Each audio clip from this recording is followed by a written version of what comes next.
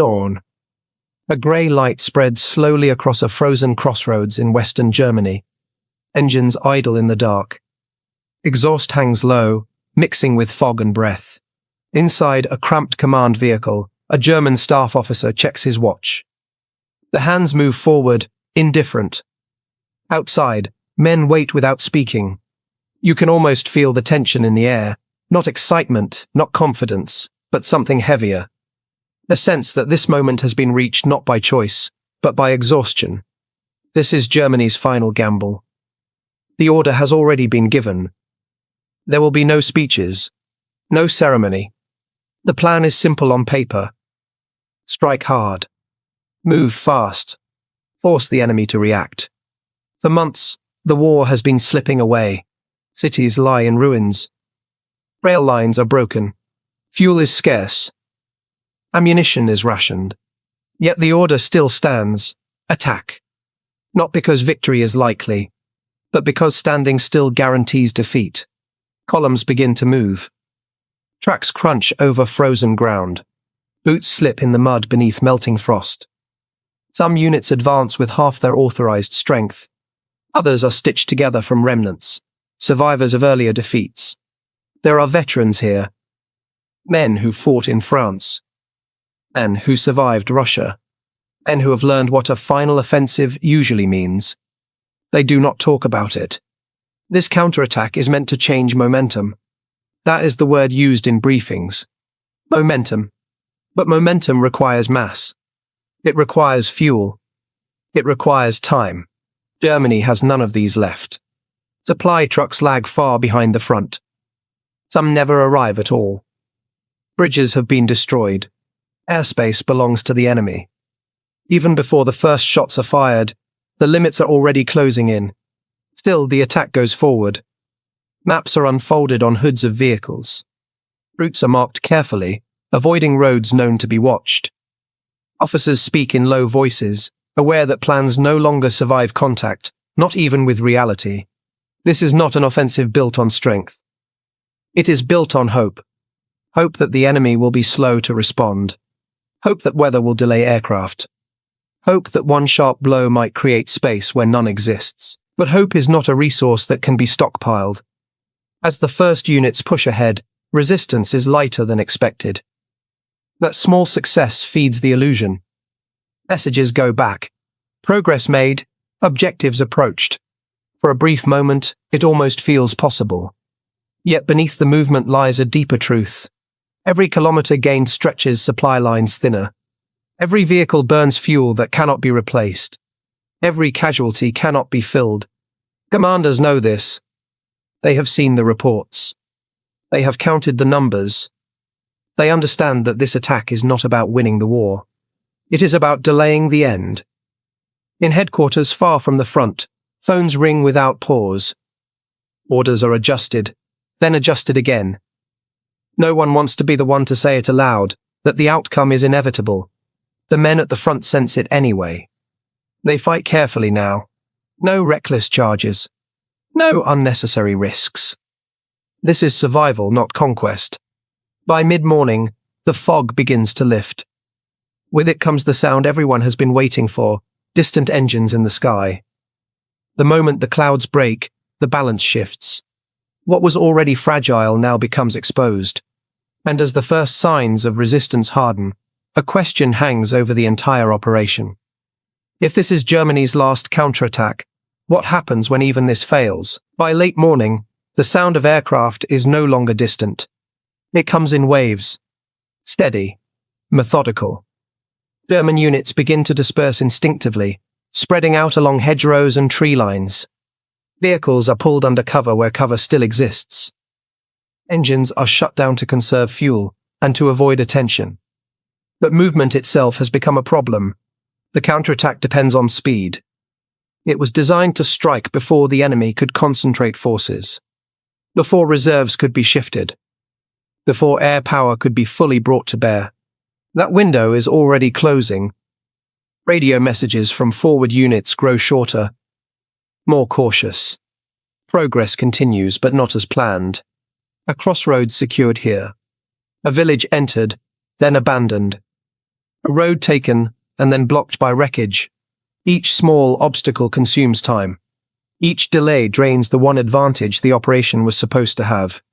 Fuel becomes the quiet enemy. Tank crews calculate distances obsessively.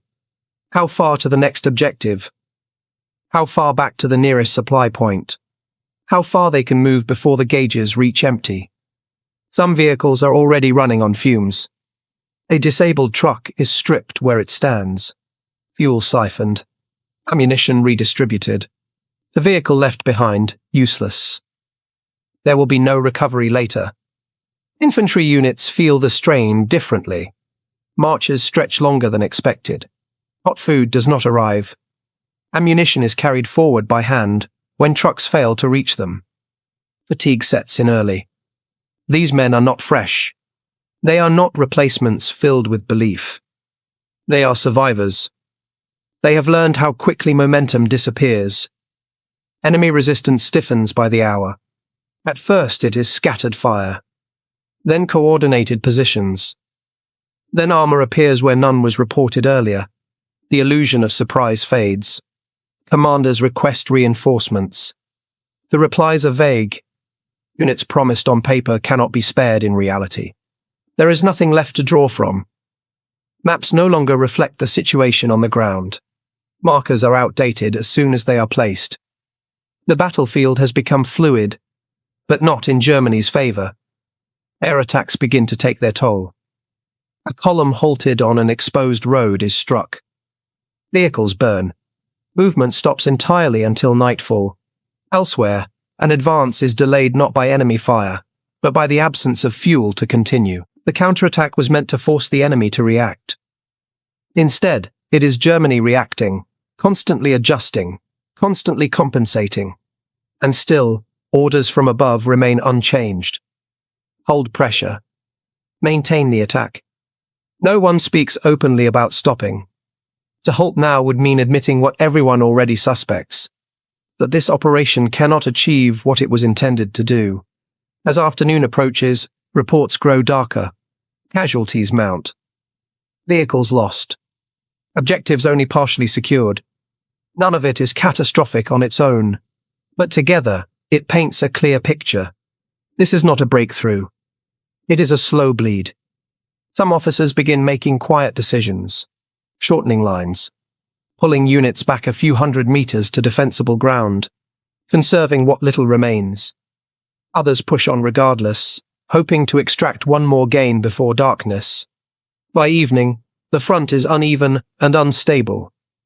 Small pockets of advance exist, but they are isolated, unsupported. The enemy, meanwhile, is doing exactly what the counterattack was meant to prevent. They are concentrating force. Reserves are moving. Supply lines are intact. Air support is unchallenged. The realization settles in slowly, without drama. Momentum has been lost. And once lost, it cannot be rebuilt. As night begins to fall, German units dig in wherever they stand. Not because it is part of the plan, but because moving forward no longer makes sense. The counterattack is still officially underway. But on the ground, a different question is taking shape. How long can this continue before holding on becomes impossible? Night brings quiet, but not relief. Fires burn low in shell craters and ruined buildings. Men eat cold rations without appetite. Weapons are cleaned by habit, not urgency. The counterattack has not been called off. On paper, it still exists. On the ground, it has already changed shape. Positions taken during the day are now being measured differently. Not by how far they advance the line, but by how long they can be held. German units dig in where they stopped. Some occupy villages they were never meant to defend. Others hold stretches of road that no longer matter. There is no continuous front anymore.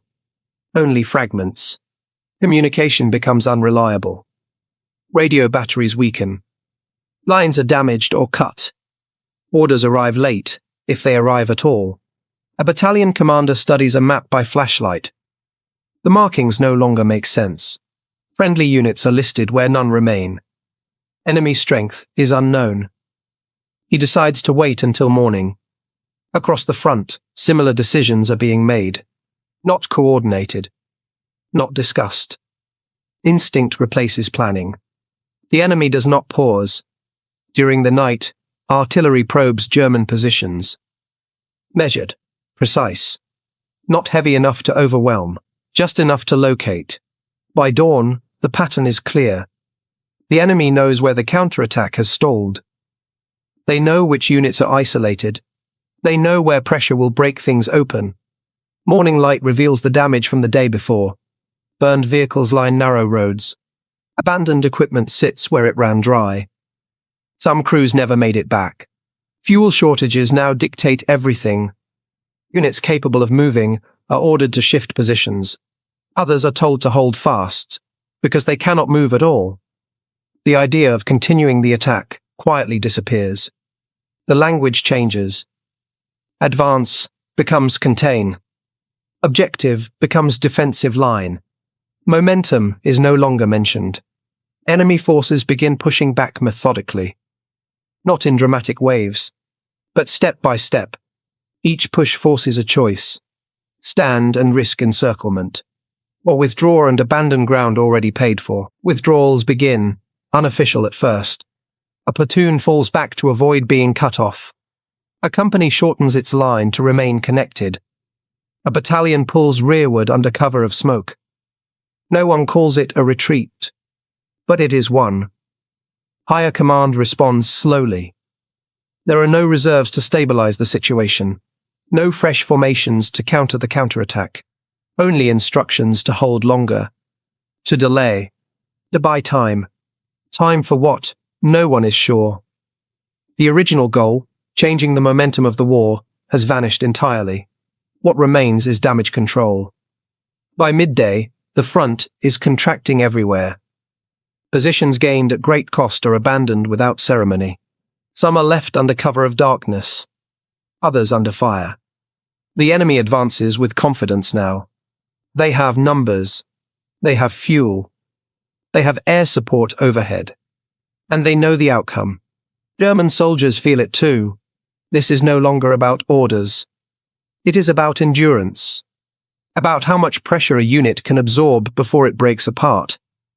The final German counterattack has not ended yet, but its purpose is gone, and as the line continues to bend inward, another realization settles in. If holding ground is already impossible, what happens when withdrawal is no longer an option? By the second night, the word counterattack has lost its meaning. What remains is movement driven by pressure. German units pull back in stages, not according to plan, but according to necessity. A few kilometers at a time, sometimes only a few hundred meters. Each withdrawal is calculated carefully. Too slow, and the unit risks encirclement. Too fast, and the line collapses entirely. Officers walk the perimeter in the dark, speaking quietly to their men. There is no encouragement now, only instructions. Hold until first light. Cover the road. Be ready to move. Exhaustion is everywhere. Men fall asleep sitting upright, weapons across their knees. Some have not slept properly in days. The cold returns after sunset, settling into bones and joints. No one talks about victory. They talk about distances, about how far to the next position, about whether the road ahead is still open. Radio traffic confirms what everyone already senses. Enemy pressure is increasing across the entire front. Not sudden, not reckless, deliberate. Each push is supported, each advance protected. There is no urgency on the other side because there is no need for it. The counterattack was Germany's attempt to force uncertainty. Instead, it has revealed certainty. By morning, several units find themselves out of position, flanks exposed, connections lost. Some commanders act without orders, pulling back to avoid isolation. Others wait too long. A company is cut off near a small town. They hold through the morning, repelling probing attacks. By afternoon, ammunition is low. By evening, withdrawal is no longer possible. There are no dramatic last stands. Only silence on the radio. Elsewhere, armored units abandon vehicles that can no longer move. Fuel tanks are dry. Tracks are damaged. Crews remove what they can carry. Optics, maps, weapons. Then they walk. The battlefield becomes scattered with signs of an army running out of options. Not defeated in a single blow, but compressed. Higher command issues new directives. Shorten the front. Stabilize where possible. Avoid unnecessary engagement. The language is careful, controlled. But the meaning is unmistakable. The final gamble has failed. There will be no renewed push. No sudden reversal. Only delay. As the front continues to contract, the realization becomes unavoidable, even unspoken. Germany no longer controls the pace of the war. Every movement now is a reaction. Every decision constrained by what cannot be replaced. The counterattack that was meant to change momentum has instead confirmed its absence. And as units continue to fall back under constant pressure, one final question begins to shape every order, every step, every choice. If this is the last attempt to strike back, what remains when even delay is no longer possible? The front no longer moves forward. It erodes. German units withdraw into positions chosen not for strength, but for necessity. River lines, bridges, urban ruins that offer cover, if not safety. Each position is meant to last a little longer than the one before. Hours matter now, sometimes minutes. Command posts are relocated repeatedly. Maps are updated with pencil, then erased, then redrawn. Nothing stays accurate for long. Orders emphasize one word above all others: delay. Delay the enemy's advance. Delay encirclement. Delay collapse. No one speaks of counterattacking anymore. The enemy presses forward with patience. They do not rush. They do not gamble. They probe, identify weak points, and apply pressure where it will break resistance with minimal cost. German defenses respond unevenly. Some units fight with discipline, executing textbook withdrawals under fire. Others disintegrate slowly, not through panic, but through exhaustion and isolation. The lack of fuel shapes every engagement. Armored units are positioned like fixed guns, not mobile forces.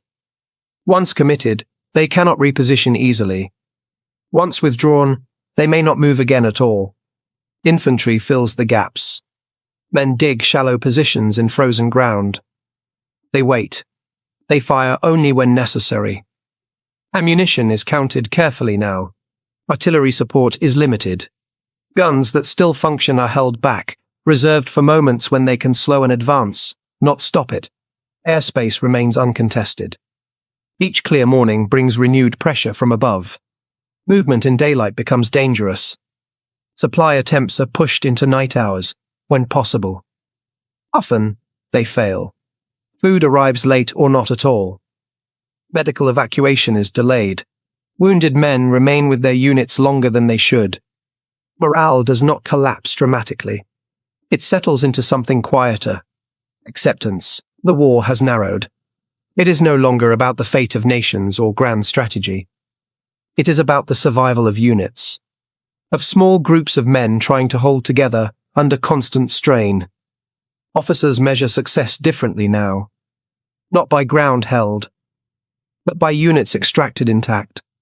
A clean withdrawal is considered a victory. The enemy senses this shift. Pressure increases where resistance weakens. Flanking movements stretch already thin lines. Positions that held for days suddenly become untenable in hours. Each delay costs something. Men. Equipment. Time that cannot be replaced. The final German counterattack has dissolved into a series of holding actions. Its original intent is no longer even discussed. What remains is the slow compression of an army running out of space. And as defensive lines shorten and options disappear, a final realization emerges across the front. Delay itself has a limit. And when that limit is reached, there will be nothing left to trade for time. The final days of the counterattack arrive without announcement. There is no single moment when it officially ends. No order declaring its failure. It simply stops being mentioned. Reports no longer refer to advancing or holding specific objectives. They speak only of contact, withdrawal, and reorganization. German units continue to fall back, not because they are told to, but because staying in place no longer serves any purpose. The enemy advances steadily, reclaiming ground without resistance in some areas. In others, brief firefights flare up and fade just as quickly. Nothing is decisive now. Everything is cumulative. Command structures strain under the pressure. Staff officers work through the night, relaying instructions that grow increasingly narrow in scope. Defend this road until nightfall. Hold this crossing long enough for the next unit to pass through. The horizon of planning shrinks to hours. Some formations cease to exist as coherent units. Not destroyed in battle, but absorbed, scattered, or merged into others. A regiment becomes a battalion. A battalion becomes a company. A company becomes a handful of squads moving together for safety. Vehicles are abandoned more frequently, not under fire, but due to failure. Mechanical breakdowns. Empty tanks. Each abandoned vehicle marks a decision already made. There will be no return. The idea of restoring the initiative disappears completely. The counterattack was Germany's final attempt to influence events on its own terms. That attempt is over. What follows is management of loss. Higher command focuses on preserving what remains of the army. Not to reverse the war, but to prevent total collapse. The enemy now controls the tempo. They choose when to advance, when to pause, when to strike. German resistance becomes reactive, predictable. And that predictability makes it easier to overcome. As the final elements pull back, the terrain gained at the beginning of the operation is fully abandoned. Villages secured at great cost are passed through once more, this time without stopping. There is no effort to reclaim them. By now, the outcome is understood at every level. The final German counterattack went nowhere. Not because it lacked courage, not because it lacked planning, but because it was launched when the resources required to sustain it no longer existed. As the front stabilizes briefly along a shortened line, the last traces of the operation fade from orders and reports. Only the consequences remain. An army weakened further. Options reduced even more. Time nearly exhausted. And as Germany settles into a purely defensive posture, one final truth becomes unavoidable. There will be no second attempt.